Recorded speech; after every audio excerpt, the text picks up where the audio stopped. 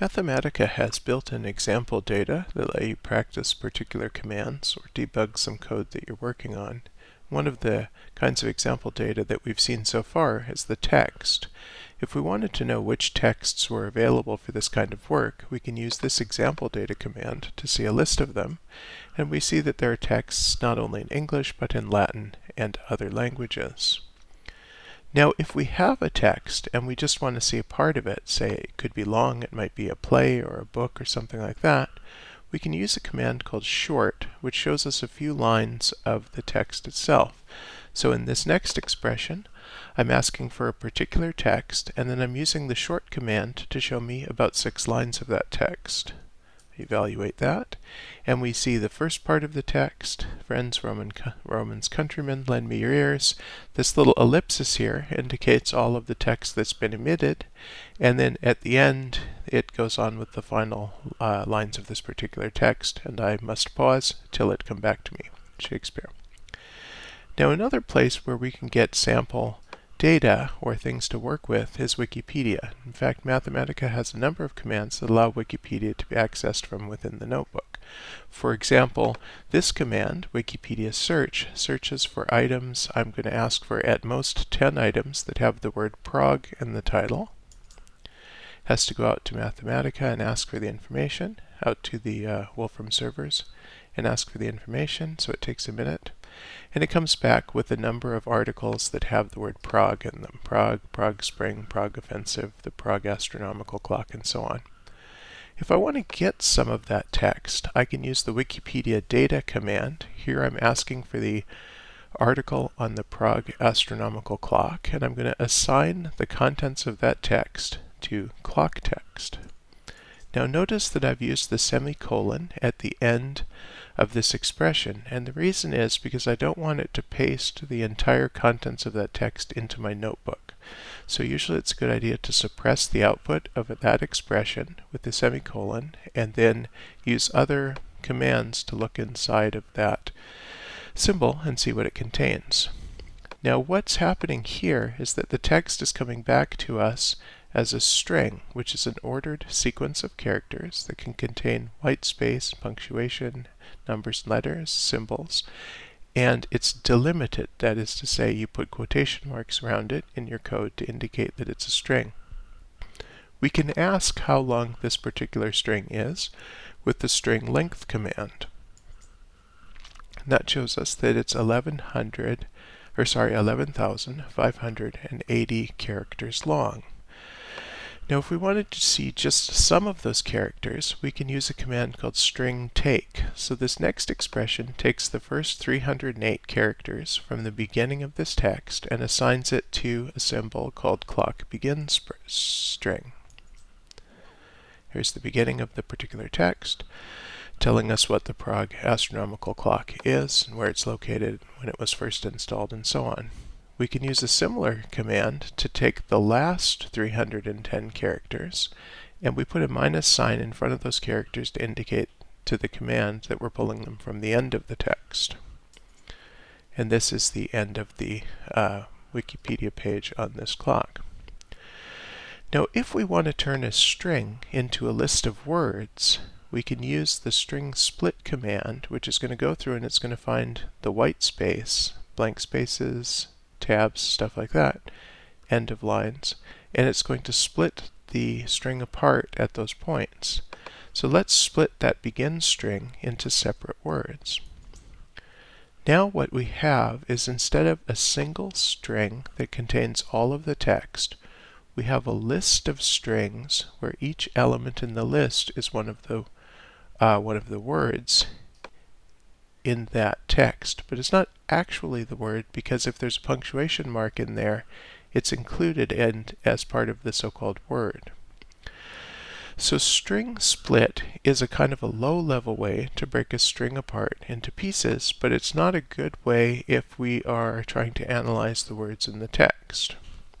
Now a different way we might approach getting elements from things is with part. What part does is part gives us a part of a list. So for example, if we want to get the first element of a list, we can use the part command. We can say, give us the first element of this clock split list that we just created. it's the word the. Another way to write part is to use double brackets. So this command is exactly like the previous one. It gives us the word the. And finally, in Mathematica, there's a special character that's equivalent to a pair of square brackets that looks like this.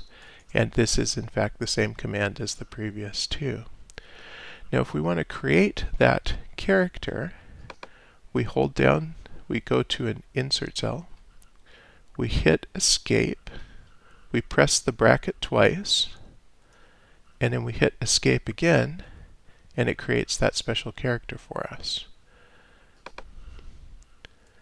Now within the part command, we can use a pair of semicolons to extract a range of positions.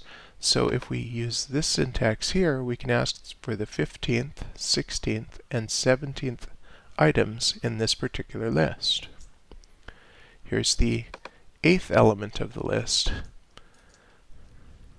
And this shows us that this punctuation has still been attached to each individual word, and that's because instead of splitting by knowing what words are, string split simply used white space to break the string apart into separate pieces. Now one way to fix this would be to use a special pattern that says split if you see one or more white space characters or one or more punctuation characters. So here's a fixed version of the string split list, where we have not included punctuation as part of words.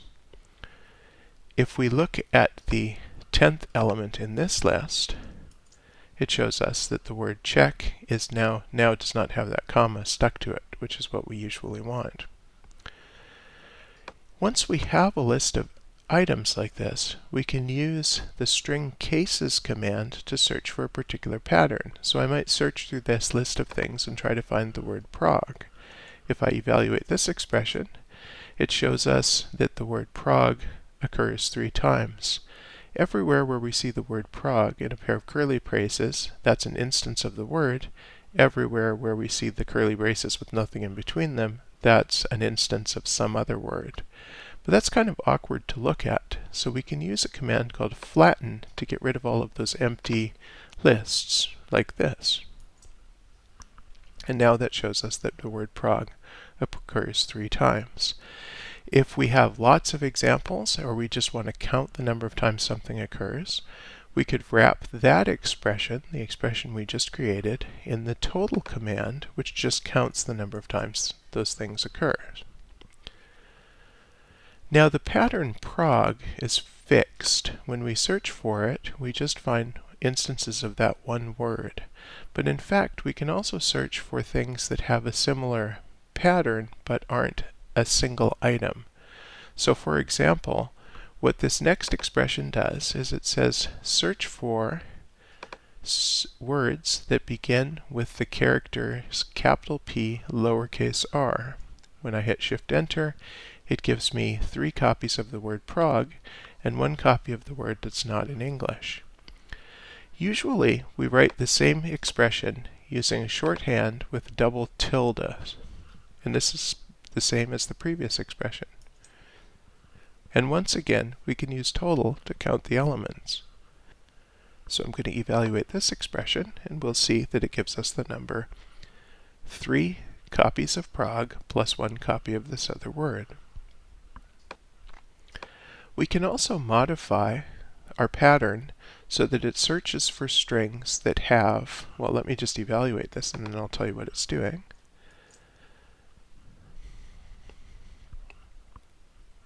What this is doing is it's searching for words that begin with a lowercase o.